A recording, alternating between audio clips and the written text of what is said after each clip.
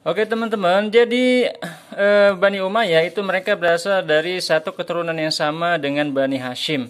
Mereka berasal dari seorang tokoh ya bernama Abdul Manaf. Nah, ini adalah salah satu tokoh sentral di dalam sejarah Arab sebelum Islam. Nah, Abdul Manaf ini beliau punya dua anak yang terkenal. Pertama namanya Abdul Syams, ya, mohon maaf tulisannya ya. Yang kedua Hashim. Nah, ini kedua orang ini ya, menurut sejarah dalam kitab Bidayah wa Nihayah, yaitu mereka berdua ini saudara kembar dan kembar siam. Kemudian sama Abdul Manaf dipisahkan dengan pedang. Maka itu adalah firasat pertanda bahwa keduanya nanti akan mengalami pertumpahan darah dan itu terjadi ya nanti. Nah, kemudian dari Hashim ini lahirlah Abdul Muthalib. Dari Abdul Muthalib lahirlah Abdullah dan juga Abbas dan banyak saudara lainnya seperti Hamzah, paman Nabi ya, kemudian Abu Lahab juga paman Nabi, kemudian Abu Thalib, nah yang penting ya, nanti melahirkan Ali ya. Nah, oke, ini adalah keluarganya Bani Hashim ya. Inilah yang disebut dengan Ali Bait atau keluarganya Bait Rasulullah, keluarganya Nabi Muhammad Shallallahu Alaihi Wasallam. Karena ini nasabnya masih sangat dekat dengan Nabi Muhammad Shallallahu Alaihi Wasallam. Karena itu Abbas, Ali, nah disebut Ali Bait atau Ali Bani Hashim, keluarga Bani Hashim. Oke, bagaimana dengan Bani Umayyah? Bani Umayyah mereka itu sebenarnya berasal dari Abdul Syams. Ya, nah Umayyah ini anaknya dari Abdul Syams. Nah, Abdul Syams ini levelnya sama dengan Hashim ya. Baru nanti Bani Umayyah ini punya anak yang terkenal ada dua, Harb dan Al-As. Nah, Harb ini melahirkan Abu Sufyan ya, yang sangat terkenal. Jadi Abu Sufyan ini kalau Anda lihat levelnya sama dengan Nabi. Jadi masih satu angkatan. Jadi kalau Anda perhatikan sejarah Islam, Nabi Muhammad itu beliau ini rival politiknya di Bani Quraisy, di suku Quraisy adalah Abu Sufyan. Nah, Abu Sufyan saat beliau berdakwah di Mekah, saat Nabi Muhammad berdakwah di Mekah, Abu Sufyan adalah pemimpin politik suku Quraisy. Ya, karena itu Abu Sufyan beliau ini walaupun mengagumi Al-Quran, ya, menghormati Nabi Muhammad dan keluarganya, tetapi Abu Sufyan gengsi masuk Islam. Kenapa? Karena Nabi Muhammad adalah rival politik beliau. Nah, kalau beliau masuk Islam, berarti beliau akan kehilangan pengaruh politiknya. Maka itulah yang membuat rahasianya kenapa Abu Sufyan dan anak-anaknya tidak masuk Islam sampai tahun 8 Hijriah saat terjadinya Fathu Mekah. Padahal dalam sejarah diriwayatkan Abu Sufyan itu kalau malam beliau mendekati rumah Rasulullah untuk mendengarkan Al-Quran. Karena begitu senangnya beliau dengan Al-Quran. Tapi baru mau masuk Islam setelah Fathu Mekah. Ya, setelah tahun 8 Hijriah. Nah, kemudian Abu Sufyan inilah nanti yang melahirkan seorang anak yang bernama Muawiyah bin Abi Sufyan yang kemudian menjadi khalifah Bani Umayyah setelah wafatnya Ali bin Abi Thalib, yaitu beliau mulai diresmikan ya, dilantik oleh seluruh dunia Islam sebagai khalifah tahun 41 Hijriah. Dan beliau menjadi khalifah sampai tahun 61 Hijriah. Jadi beliau 20 tahun. Nah, setelah berkuasa 20 tahun ya, terjadi perluasan wilayah, terjadi perbaikan politik, pemerintahan, kemudian beliau mewariskan kekuasaan kepada Yazid bin Muawiyah. Nah, beliau mengaku mengikuti sunnahnya Abu Bakar, yaitu beliau Abu Bakar ya, rahimahullah, itu menunjuk Umar sebagai pengganti. Tapi masalahnya yang ditunjuk oleh Muawiyah adalah anaknya sendiri, sedangkan Abu Bakar tidak menunjuk anaknya sendiri. Maka Yazid menjadi khalifah pertama yang ditunjuk berdasarkan garis keturunan. Walaupun sebelumnya ada Hasan bin Ali, tapi Hasan tidak ditunjuk langsung oleh Ali. Tapi Yazid sebelum bapaknya meninggal itu sudah menunjuk anaknya Yazid ini sebagai khalifah. Maka Yazid menjadi khalifah yang kontroversial karena dianggap sebagai putra mahkota pertama dalam sejarah Islam. Ya, Muawiyah dalam riwayatnya, biografinya, beliau ini memang banyak membaca kisah-kisah raja Persia dan Romawi. Mungkin beliau terinspirasi oleh bacaan-bacaan tersebut sehingga sebelum wafat beliau menunjuk anaknya sebagai putra mahkota. Maka jadilah Yazid khalifah tahun 61 Hijriah ya sampai 64 Hijriah. Nah, masa beliau penuh kontroversi. Kenapa? Pertama, banyak pemberontakan ya. Yang paling terkenal pertama adalah Sayyidina Husain. Nah, yang kemudian wafat ya dalam peristiwa Karbala. Yang kedua adalah namanya Abdullah bin Zubair. Nah, Sayyidina Husain itu wafat lebih dulu, ya, dalam peristiwa Karbala. Setelah itu Abdullah bin Zubair, ini beliau kemudian juga muncul ya sebagai bentuk pemberontakan terhadap Yazid, yang beliau ini mendeklarasikan dirinya sebagai khalifah di Mekah dan Madinah. Dan mendapatkan dukungan begitu kuat dari masyarakat Mekah Madinah sampai akhirnya Yazid wafat ya tahun 64 Hijriah, digantikan oleh anaknya yaitu Muawiyah II. Nah, Muawiyah II ini beliau jadi khalifah tahun 64 Hijriah, tetapi beliau ini tidak mau jadi khalifah. Ya, walaupun sudah diberikan kekuasaan sebelum Yazid meninggal, sudah dijadikan putra mahkota, tapi dia tidak mau jadi khalifah. Maka apa yang dilakukan? Beliau ini ngumpet di kamar ya selama sekian lama sampai kemudian meninggal dunia. Ya, ini rojiun ya. Akhirnya karena beliau meninggal ya, tidak meninggalkan pengganti dan juga tidak memberikan petunjuk bagaimana memilih penggantinya, maka tidak ada pengganti. Akhirnya setelah daulah Bani Umayyah berakhir di Muawiyah II ini, maka Abdullah bin Zubair secara resmi dinyatakan sebagai satu-satunya khalifah di dunia Islam. Maka beliau pun dibaiat oleh seluruh umat Islam, ya hampir di seluruh wilayah Islam sejak tahun 64 Hijriah.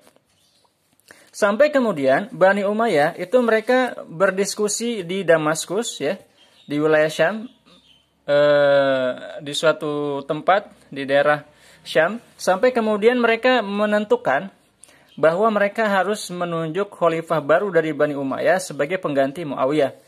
Maka mereka bermusyawarah dan menunjuk nanti namanya Marwan bin Hakam. Nah, inilah dia yang merupakan anak dari Hakam, yang merupakan cucu dari Al-As bin Umayyah. Maka masih dalam satu keturunan Bani Umayyah.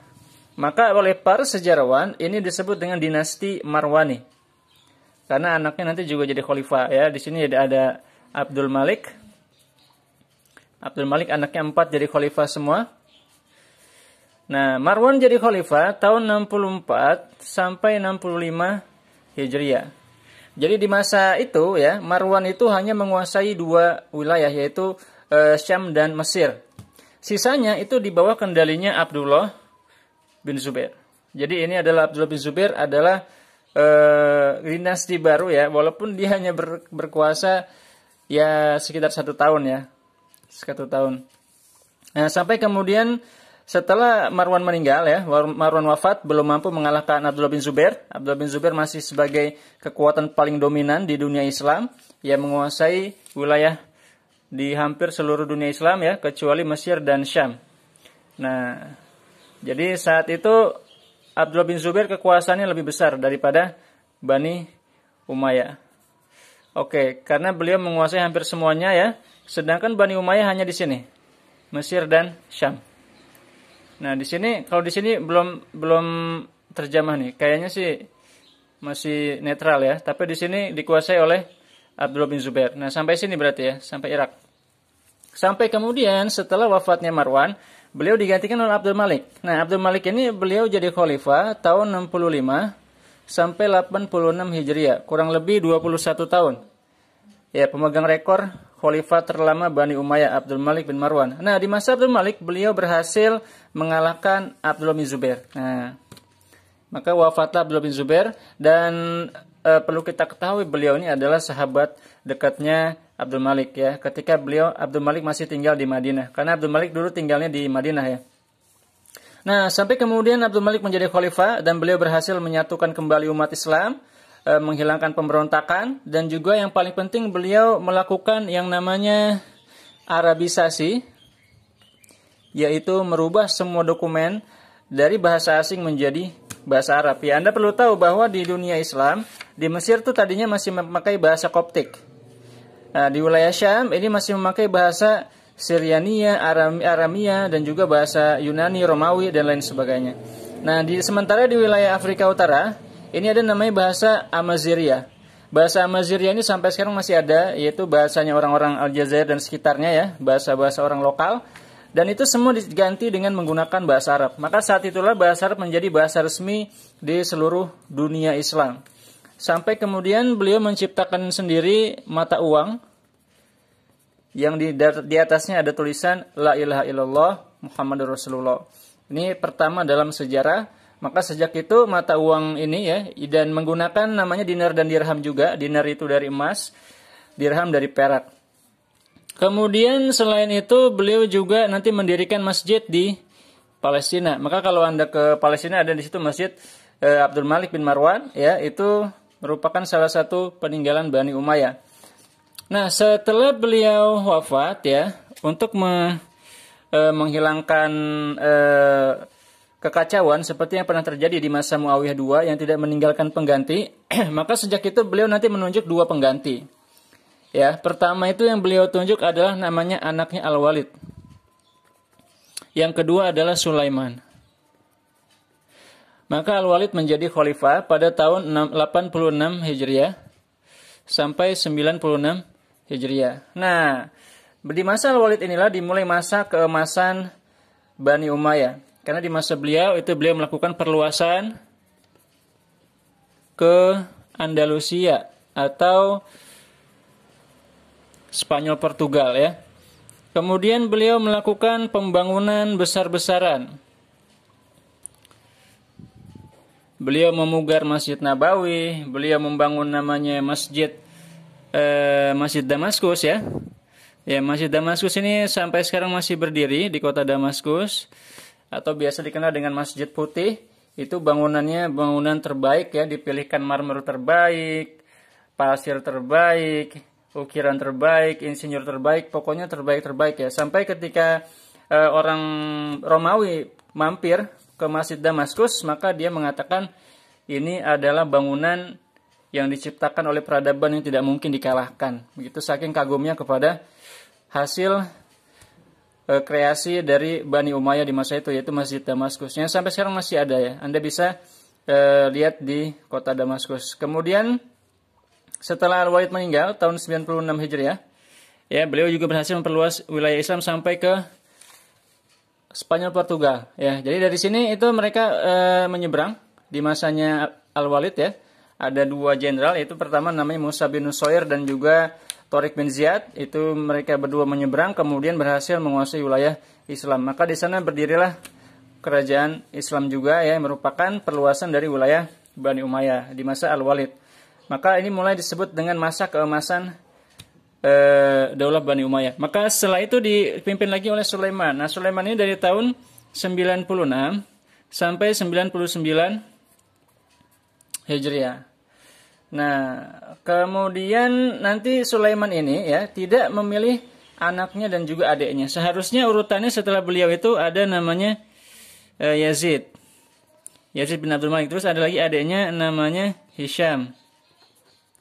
Ya, jadi setelah Sulaiman, Al-Walid itu menunjuk adiknya Sulaiman, kemudian Yazid. Nah, tapi Sulaiman mengganti, ya, dia tidak mau menunjuk adiknya Yazid, tetapi dia menunjuk saudara sepupunya, anak dari Abdul Aziz. Ya, jadi Marwan punya anak 2, pertama Abdul Malik, satu lagi Abdul Aziz. Nah, beliau ini mantan gubernur di wilayah, kalau tidak salah di wilayah Syam juga ya. Nah, Abdul Aziz ini punya anak lagi namanya Umar. Ya, Umar. Nah, ini taruh mana nih? Di sini ya. Nah, Umar. Nah, Umar bin Abdul Aziz ini dia juga cucunya Marwan ya. Jadi Abdul Aziz ini anaknya Marwan dan Umar anaknya Abdul Aziz. Nah, Umar jadi khalifah tahun 99 sampai 101 Hijriah. Jadi sekitar 2 tahun ya beliau jadi khalifah. Nah, di masa Umar inilah umat Islam mencapai puncak kejayaannya.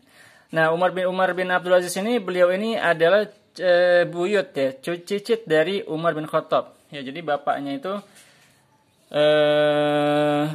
siapa namanya tadi? Abdul Aziz ya. Abdul Aziz ini beliau ini menikah dengan seorang, ini saya agak lupa nih. Ya, pokoknya beliau ini Umar ini cicitnya Umar bin Khattab ya. Dan beliaulah yang diramalkan oleh Umar bin Khattab akan memenuhi dunia dengan keadilan. Jadi Umar bin Khattab di suatu hari beliau bermimpi bahwa dia punya keturunan namanya tidak diketahui namanya ya, yang di jidatnya itu ada tanda luka. Maka Umar ini julukannya Al-Ashaj. Al-Ashaj artinya yang kepalanya luka. Nah, dia punya luka ya, mungkin kayak Harry Potter gitu ya. Nah, dan ketika Umar masih kecil, Umar bin Abdul Aziz ini dia kecelakaan dari kuda ya, kemudian kepalanya kena luka. Nah, terus kata bapaknya, kata Abdul Aziz, "Oh, kamu ini keturunannya Umar dan kamu kepalanya luka, berarti kamu adalah keturunan beliau yang sudah diramalkan akan memenuhi dunia dengan keadilan." Nah, maka setelah Umar dewasa ya, beliau ini dilantik jadi khalifah pada tahun 99 Hijriah, dan beliau ini dianggap sebagai pembaharu Islam ya. Jadi Rasulullah pernah bersabda bahwa Allah Subhanahu wa taala mengutus hambanya setiap 100 tahun untuk memperbaharui agamanya. Maka Umar bin Abdul Aziz ini, beliau ini walaupun hidup di masa Bani Umayyah, tetapi gaya hidup beliau itu sama dengan gaya hidupnya para Khulafaur Rasyidin. Jadi beliau sangat sederhana ya. Bahkan beliau itu makannya adalah namanya itu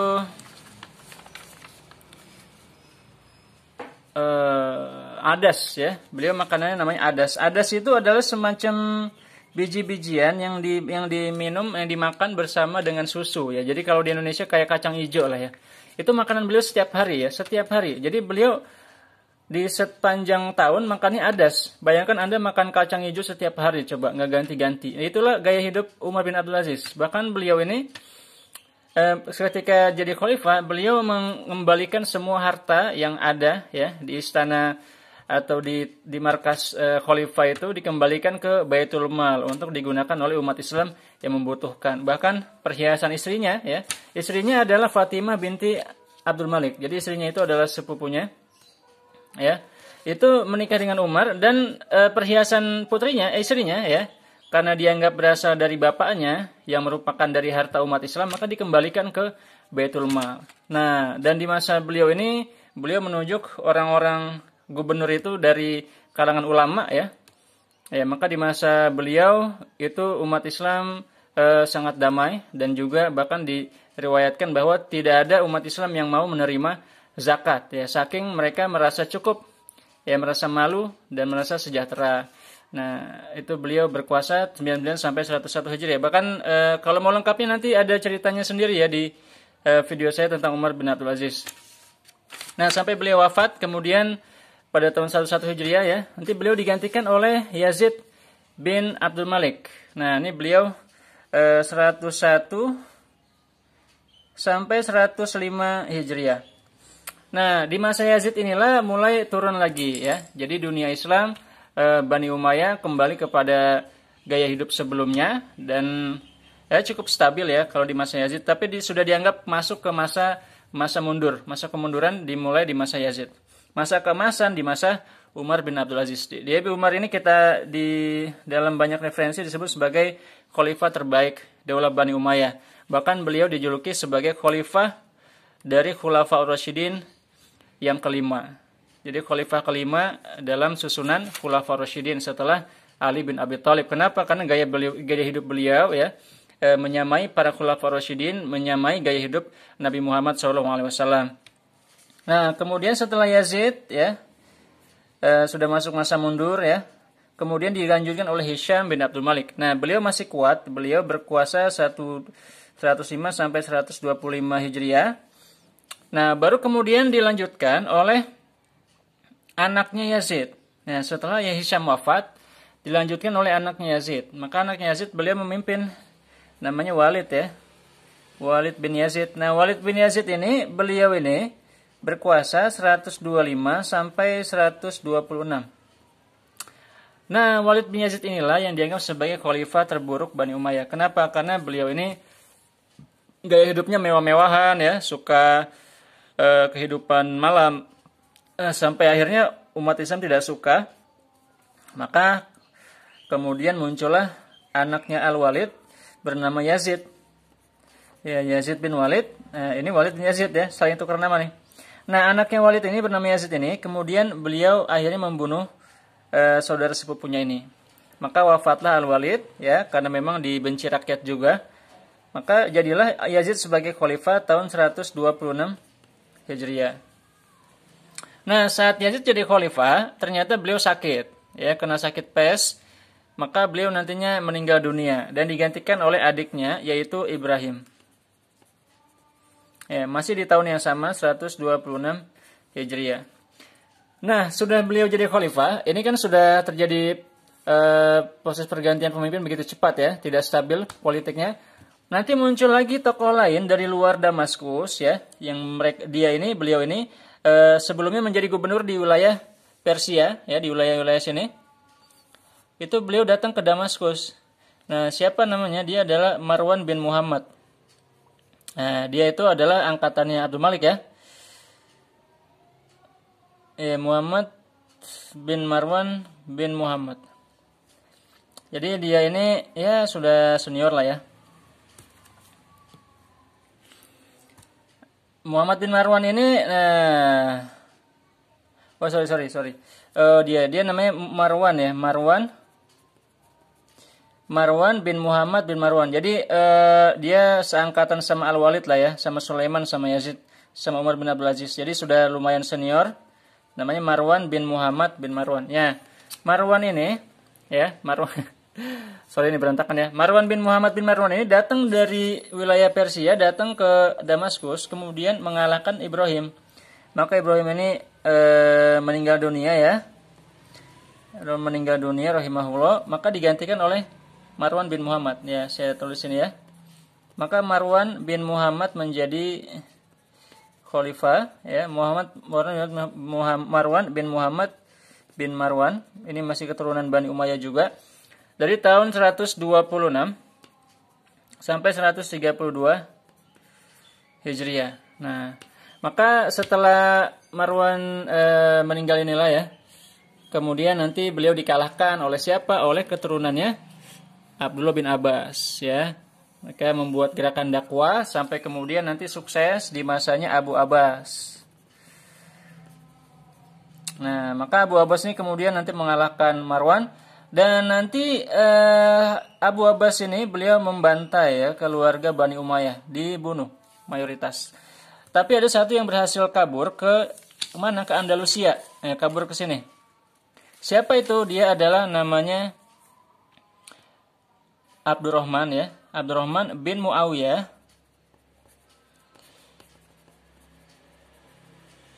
Ya, Abdurrahman bin Muawiyah bin Hisham. Dia adalah cucunya dari Hisham bin Abdul Malik. Nah, begitulah. Sampai di sana Abdurrahman ini yang disebut dengan Abdurrahman Ad-Dakhil ya, mendirikan dinasti Bani Umayyah baru di mana? Di wilayah Persia, di Andalusia, di wilayah Andalusia di Spanyol Portugal itu, dan kemudian bertahan sampai beberapa lama kemudian, sampai kemudian nanti akhirnya pecah ya menjadi kerajaan-kerajaan kecil. Oke teman-teman.